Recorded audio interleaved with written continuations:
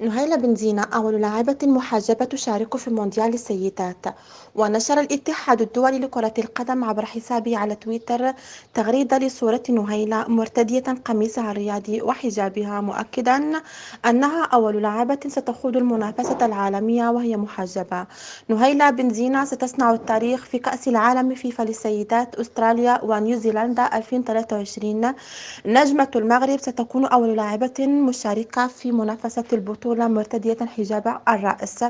ولاقت تغريدة فيفا استحسان متابعيها على المنصة، حيث علق البعض قائلا: هنا المغرب، هنا الشموخ، هنا العز، هنا الكرامة، هنا الأبطال، هنا الثقافة، هنا الرجال، هنا النساء الشريفات العفيفات. كل هذا من فضل ربي. سجل يا تاريخ أن المغرب كان السباق وسيبقى دائما السباق في كل ما هو مشرف وأصيل. إن ينصركم الله فلا غالب لكم، وديما مغرب. وحظ موفق للبؤات الأطلس، نتمنى أن تنال اللبؤات حظها هي الأخرى مثل من التشجيع كالأسود. وأذكر أن أول مباراة في كأس العالم ستكون يوم 24 من هذا الشهر إن شاء الله. حظ موفق.